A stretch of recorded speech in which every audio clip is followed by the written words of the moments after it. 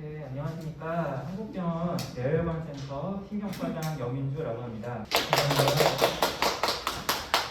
오늘 치매에 대한 내용을 전해드리려고 하고요.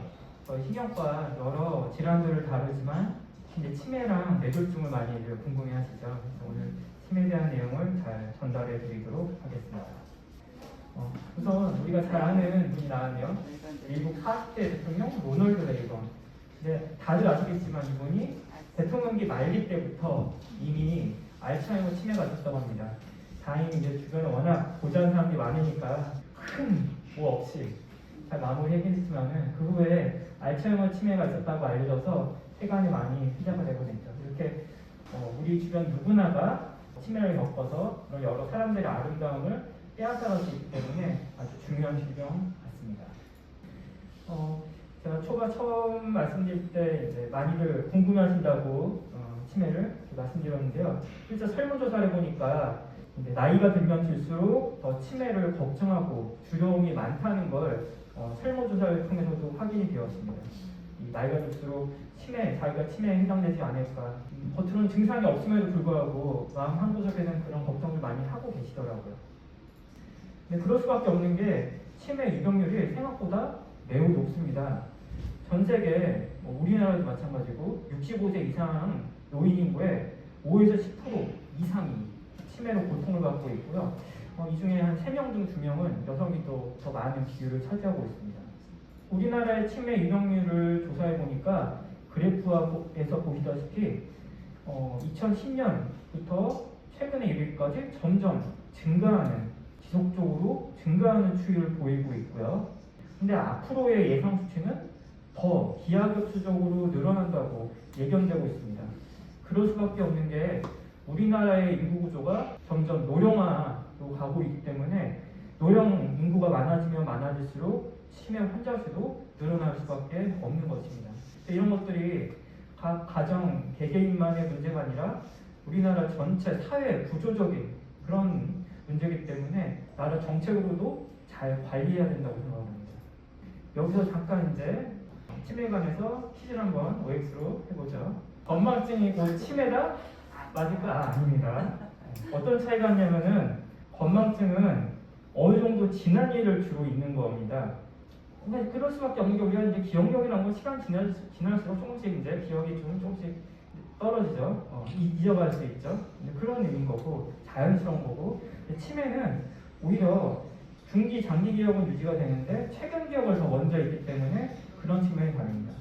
그다음에 또 하나, 건망증은 예를 들어서 안경을 둔 장소라든지 약속 시간 같은 것을 잊는 그런 단편적인 일을 잊게 되는데, 치매는 그 아예 그냥 그 일어났던 일 전체를 잊어버리는 겁니다. 그러니까 장소, 시간, 어떤 기억의 단편적인 팩트만이 아니라 그 전체를 잊어버리기 때문에 그런 게 좀 차이가 있습니다. 또 하나, 치매는 완치가 불가능하다? 그렇지 않습니다.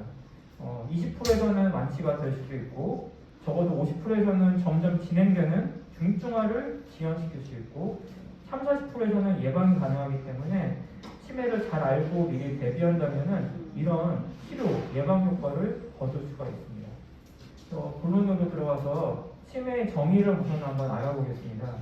치매란 원래 정상이었던 분이, 지적 수준이 정상이었던 분이 여러 각종 뇌 질환으로 인해서 지적 능력이 감퇴해서 사회적 장애, 일상생활 수행 능력에 장애를 겪는 경우를 말합니다. 근데 자세히 보면요, 치매는 이 두 가지 조건이 성립이 돼야 진단할 수가 있습니다. 첫째, 다발성 인지장애. 이 다발성 인지장애란 기억력 장애가 있어야 되고 거기에 플러스 한 가지 이상의 다른 이장애가 역시 있어야 됩니다. 다른 게 뭐냐? 기억장애, 언어장애, 시공간 능력장애, 계산, 또 전두엽 집행기능의 장애, 수행능력의 장애, 여기는 판단력 저하, 성격 변화도 포함되죠.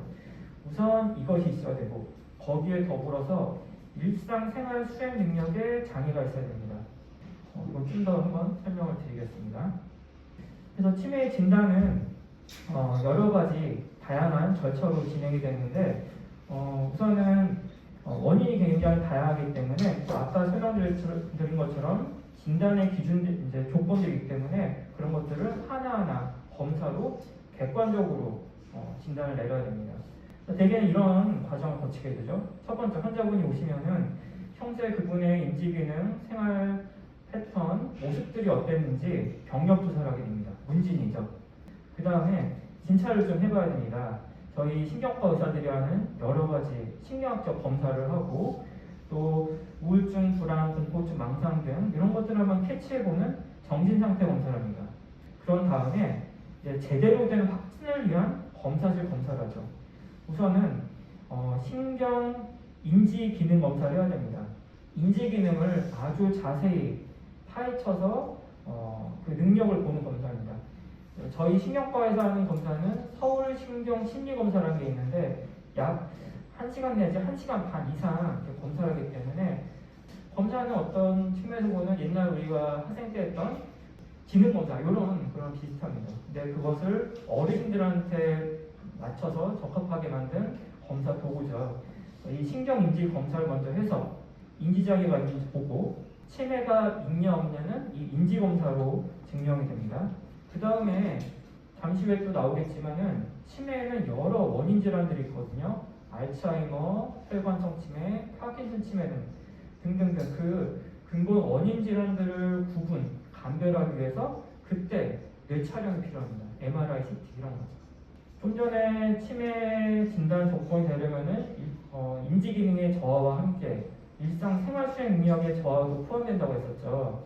그 일상 생활 수행 능력도 그냥 주관적으로 묵부답하는 게 아니라 이런 어떤 검사 도구가 있어서 정확한 기준을 마련하고 맞춰서 질문하고 결과를 얻습니다.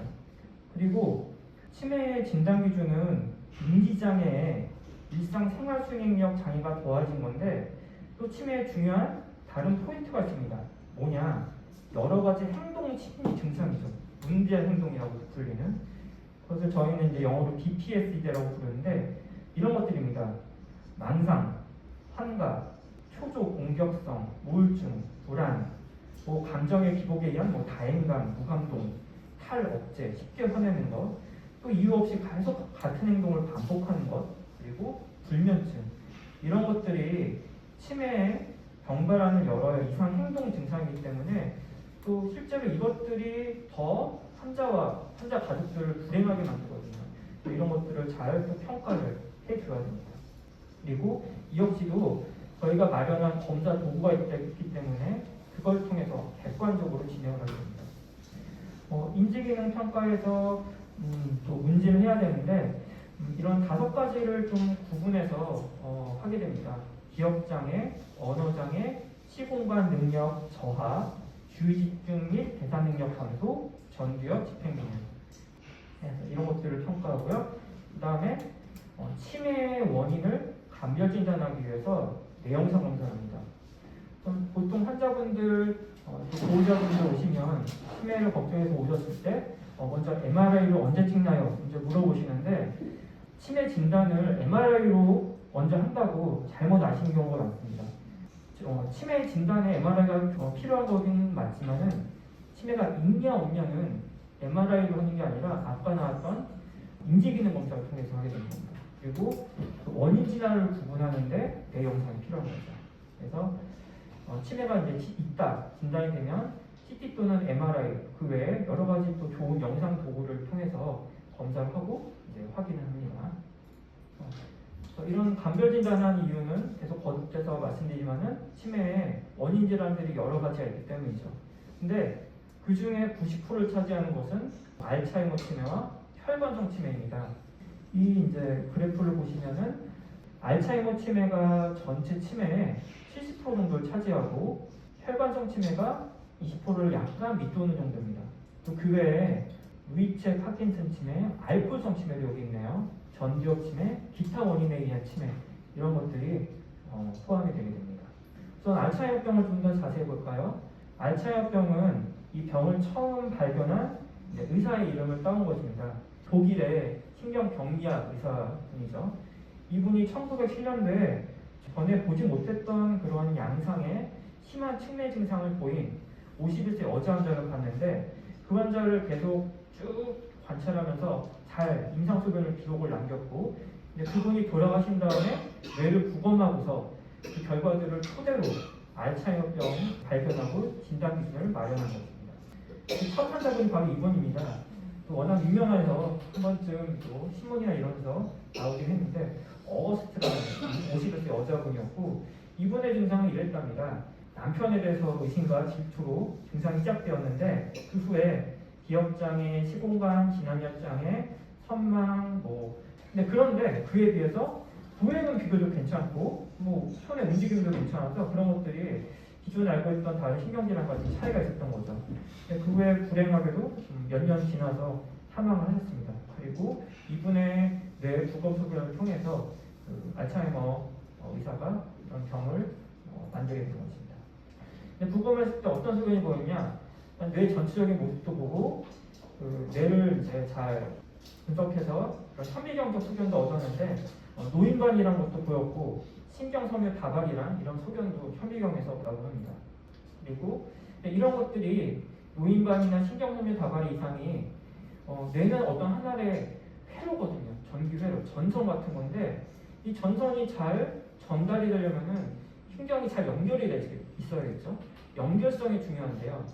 아까 그런 이상 소견이 보인다면 그 연결성에 문제가 생기기 때문에 증상이 이제 나타나는 겁니다. 기억력 장애, 여러 말씀드린 장애들이 결국에는 이런 현미경적인 이런 변화에 의해서 그것이 나타납니다. 그래서 이해하시면 되겠습니다.